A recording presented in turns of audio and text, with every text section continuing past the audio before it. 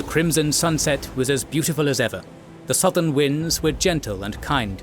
Amongst the shores of the Dnieper, the endless fields of roses and sunflowers hugged the black soil. But Lana could only weep and clasp the pendant of Makosh, the Slavic earth goddess. She was captured by a Norseman who destroyed her village and was to be sold into servitude. Where was she doomed to go? To the harems of a drunken Baghdad emir, or to the kitchens of a wrathful Constantinopolitan duke? As the boats arrived to ferry her away, Lana despaired. She would never see her homeland again. This imaginary story is reflective of the late antique and early medieval slave trade of northern and eastern Europe. Many people, including Slavs, were captured and sold into slavery in various parts of the early medieval world. In this episode, we will provide an overview of how this trade operated, who was involved, and the impact it had on the enslaved. Welcome to our video on the Slavic slave trade and its gruesome details. Most people today are now free from the threat of capture and enslavement, but while you physically can't be sold, everything about you still can be. Your data can be taken and traded easier than ever. And that's why you need to protect yourself with our sponsor today, NordVPN, with a special offer at nordvpn.com/kingsandgenerals. Your ISP is in the business of tracking your online activity to sell your profile to advertising businesses. And really, your ISP is only the first group doing this to you. When you're on public internet, this gets even worse, with criminals gaining the ability to get key intel like your passwords and card numbers. What you need is a way to use the internet with fewer logs being kept, and with all data encrypted beyond any attacker's reach at all times. Of course, that's just part of what you get with NordVPN. With NordVPN, all data transfers are encrypted separately to the network's own protocols, guaranteeing that even if someone knows you're sending something valuable, there is no way for them to get it. You can also change your IP address to all sorts of locations to access regional internet services, notably streaming service content, which tends to have plenty of region-locked secrets to find. So for peace of mind and more access to the world's internet, sign up to NordVPN. You can now get 4 months extra subscription on a 2-year plan if you buy NordVPN at our link, nordvpn.com/kingsandgenerals, and try it risk-free thanks to their 30-day money-back guarantee.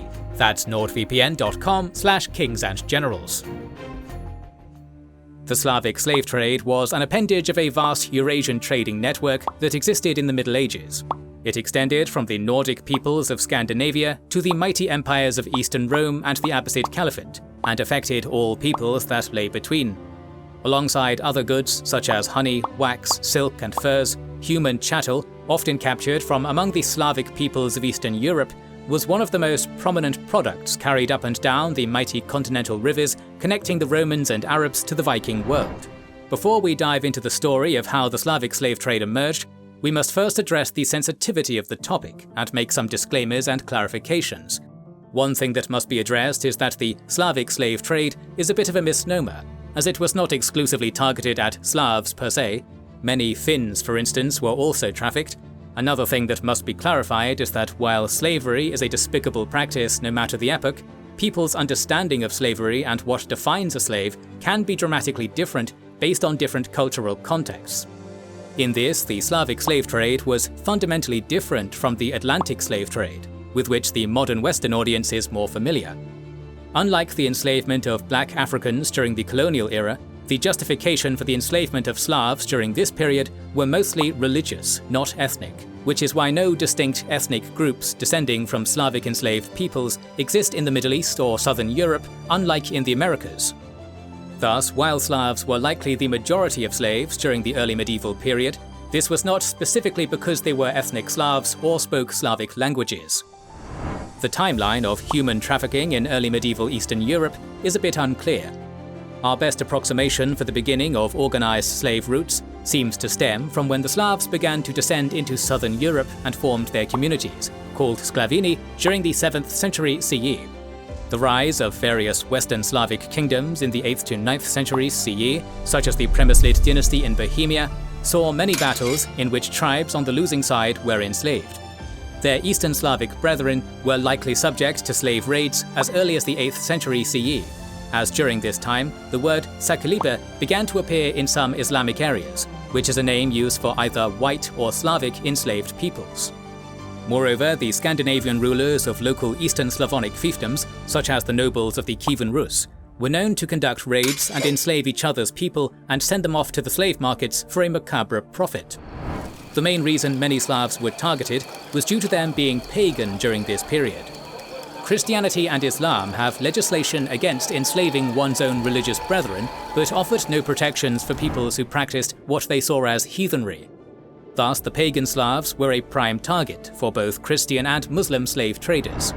The enslavement of Slavs was primarily due to this, and perhaps one of the reasons why the various Slavic peoples of Europe Christianized in later centuries. However, not all enslaved peoples taken from Eastern Europe were pagan. Sometimes Christians who practiced a variant of the faith considered heretical to the Church were fair game as well. One example of this was followers of the elusive Bosnian Church, forsaken by both Catholicism and Orthodoxy. Moreover, slavers from Venice and Genoa often justified the enslaving of Christian Slavs of the Crimea due to supposed impiety. As the economy of Europe became more feudal, slavery's role declined, which is something we've made a video on.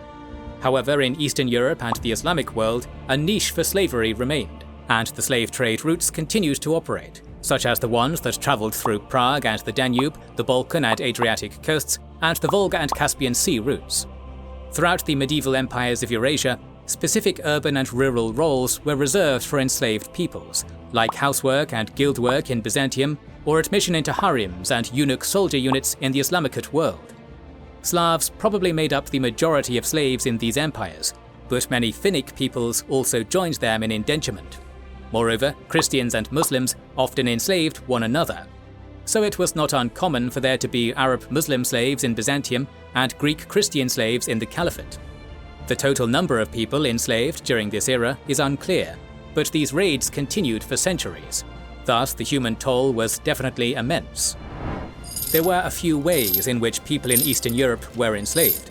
The biggest one was through war. If a local dynasty went to war, it was common to capture and enslave people as a spoil of war. This is likely where the bulk of slave labor was acquired. Thus, we can assume that big wars were then followed by an influx of enslaved people entering the slave markets. However, large-scale warfare was not the only means by which the Slavic people were enslaved. As previously mentioned, Southern and Eastern Slavs were stuck between major powers, which considered them heathens, so targeted raids by various Islamic and Christian states were sometimes carried out, usually in places like Bosnia and Ukraine. The Scandinavians were also active slave raiders, plying down the Dnieper and Don rivers in their longboats to capture their pounds of flesh. Enterprising Saracen, Venetian and Viking raiders conducted raids for centuries. These raids would continue even after Christianity was firmly established among the Slavic kingdoms of Eastern Europe, as Islamic states like the Crimean Khanate arose and became infamous for their slave markets. Violence was not the only means to acquire enslaved people in the early medieval era, as debt slavery was a thing in the legal codices of various states, with the Eastern Roman Empire being a prominent example. This was another likely source of some enslavement amongst Slavic peoples, particularly those who migrated to Eastern Roman territories in southeastern Europe. Debt slavery could help someone escape destitution and violent debtors, but it was ultimately a choice only made in the most desperate of circumstances. It's unclear how prevalent debt slavery was, and whether it was something many Slavic migrants had to do. Later, as southeastern Slavic states like the Kingdom of Serbia, Duchy of Croatia, and Empire of Bulgaria emerged, these institutions likely declined. Overall, nobles or raiders who enslaved people usually avoided people they considered their own, so many of the Slavic peoples were enslaved by neighboring tribes rather than their own rulers. In fact, one of the basic economic pillars of the Kievan Rus was the sale of slaves, mostly Slavs but also Finnic peoples, by the Norse and Nordic Slavic elite that many Slavs considered their foundational statesmen. Many cities like Kiev and Novgorod had their own slave markets, which moved people across Eurasia for sale. Novgorod even had a so-called slave street. Some enslaved people were kept in their own Slavic homelands. On these occasions, they usually worked in cities or farms, and lived miserable lives of toiling and violence. Whether at home or in a distant land, becoming enslaved was a brutal and dehumanizing affair. The transport and logistics of the slave trade during the early medieval period were substantial. For a start, the range of the slave trade was massive, spanning from Al-Andalus in Iberia to Byzantium to Central Asia. It traversed through various continental waterways like the Volga River, Black Sea, Adriatic Sea, and Danube River. Regional players like the Volga Bulgars were key players in controlling the trade. Cities that straddled these waterways, like Prague or Kiev, were likely hubs of the trade. The fact that many Slavic states were either small or loosely organized meant that these cities drew most of the enslaved people. After being captured in their homelands, enslaved peoples were most likely transported along the rivers to Eastern European cities like Kiev, before being shipped to a bigger slave market. Most ended up in the Islamic world due to economic demand, as slaves were more widely used in the Caliphate than in Eastern Rome, which primarily used slaves for expensive and specialist labor, such as acting as business agents for their masters. Along the way, in places like Armenia, many enslaved males would undergo castration, a painful procedure with high mortality rates. In Western and Southern Europe, where states were more established, the enslaved populations were carried through standard ports like Venice or Marseille, or even through cities as far north as the Netherlands.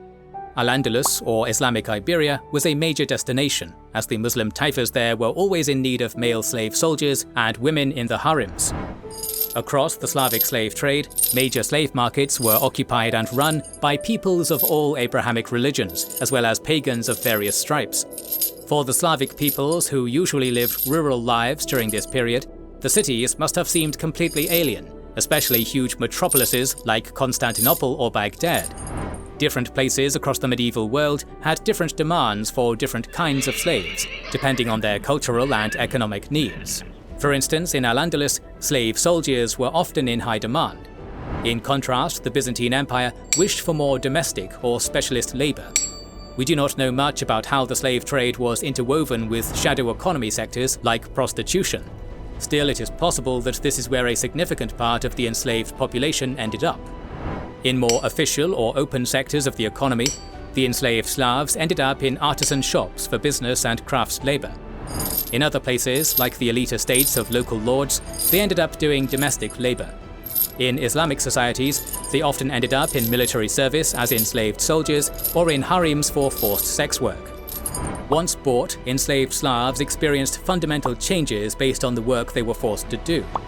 Given that the trade ranged across Eurasia from the 6th to 12th centuries CE and beyond, slaves fulfilled many diverse roles, and their life experiences could differ drastically based on region and time period. In parts of Europe, like Byzantium, slaves were mainly domestic laborers, with enslaved women tending to the house and male slaves helping a merchant ensure the smooth running of their business. In the Caliphate, women also likely did domestic labor, but coerced sex work was the primary destination of most enslaved women in Muslim regions. The harems of the Islamic world are often misunderstood and subject to Orientalism by Western authors, as we have shown in our Sultanate of Women video. However, this does not change the fact that they were dehumanizing experiences for enslaved women, who often endured violence in them. The major hubs of the early medieval period, like Baghdad and Granada, were home to major harems and were where many of these women ended up. Just as there were female-oriented roles for slaves, so too were there male-oriented ones as well. Given that there were stereotypes about Slavic people being barbarous and martial amongst Christian and Islamic writers, Slavic men often ended up as enslaved soldiers after their capture. In these situations, the men who survived castration were trained as soldiers and usually guarded the harems or did work for their masters. In locations like Al-Andalus, which was divided into many small and feuding taifas, slave soldiers often took advantage of the rampant political instability to climb the social ladder and become high officials or rulers. As the demand in the Islamic world for these jobs rose, so too did raiders in Scandinavia, who expanded the scale of their slave raids to meet that demand. High mortality rates among slave soldiers meant that a constant inflow of men from Eastern Europe was needed. Indeed, the lives of these enslaved soldiers were often hard and difficult, as any soldiering is. Let us now talk about the most difficult and obscure part of the Slavic slave trade, the impact on the enslaved people themselves. This is an inherently difficult task, as most nations' historical records always hide or omit the experiences of the most marginalized people in their society, whether they be peasants, workers, or the enslaved. In primary sources from the medieval era, slaves are mentioned only rarely. Often, when a slave is recorded in the historical record, it is because they achieved some level of social prominence, such as enslaved soldiers who managed to rise in the ranks and even rule some small taifas in Al-Andalus, or women in harems who managed to achieve political power via control over their husbands. However, both of these were rare cases, and not reflective of the morbid reality lived by most people who were involuntarily put in chains, taken from their homeland, and forced into servitude. Thus, although we unfortunately lack the voices to tell personalized stories of the individual experiences of enslaved people, we can talk about the impact of the Slavic slave trade on a wider societal level, such as the effect it had on the cultural development of the Slavic people themselves. We previously mentioned that the Slavic slave trade was not based on racial grounds. However, ethnic prejudice against the Slavs did form, particularly due to their pagan nature. The stereotypes of Slavs as barbaric peoples became part of the narrative that justified their being worthy of enslavement, and such stereotypes lingered even after many Slavs converted to Christianity. We do not know how the Slavs themselves perceived this prejudice, but the human toll on the psyches of people must have been considerable. We can indirectly see this through some of the diplomacy that occurred during this period. For instance, in 911 CE, Byzantium and the Rus signed a treaty in which it was agreed that each would free the other's people if they were found enslaved by a third party. The indirect implication is that slavery had caused a human toll for both sides of the treaty, as they would not have made a special provision in the treaty if this was not seen as a grave issue. We sadly know very little beyond these examples, as the ancient Slavs themselves were left with no voice to speak to their own experiences. This pattern often makes studying topics such as slavery from the perspective of the enslaved difficult for many historians to tackle. As we have seen, slavery in Eastern Europe with peoples like the Slavs as targets had a significant impact in the late antique and early medieval periods. Among historians, the long-term effects of the Slavic slave trade are understudied, but quite revealing nonetheless. From the various religious justifications of slavery, to the harsh methods of procurement, to the difficult work enslaved peoples had to do, the impacts of the Slavic slave trade are obvious and ubiquitous. This is a history that is difficult to sometimes accept or easy to instrumentalize, but its impacts are very much real. Dealing with difficult history means understanding why it happened and how it unfolded, particularly the economic and social justifications for such institutions as slavery. As Eastern Europe remains a place where trafficking of humans is very much real and still quite prevalent, it is perhaps more pertinent than ever to understand how it once happened, and hopefully use the lessons to make today a better place. More videos on the morbid history of slavery are on the way. To make sure you don't miss them, make sure you are subscribed and have pressed the bell button. Please consider liking, subscribing, commenting and sharing, it helps immensely. Recently, we've started releasing weekly Patreon and YouTube member exclusive content. Consider joining their ranks via the link in the description or button under the video to watch these weekly videos, learn about our schedule, get early access to our videos, access our private Discord, and much more. This is the Kings and Generals channel, and we will catch you on the next one.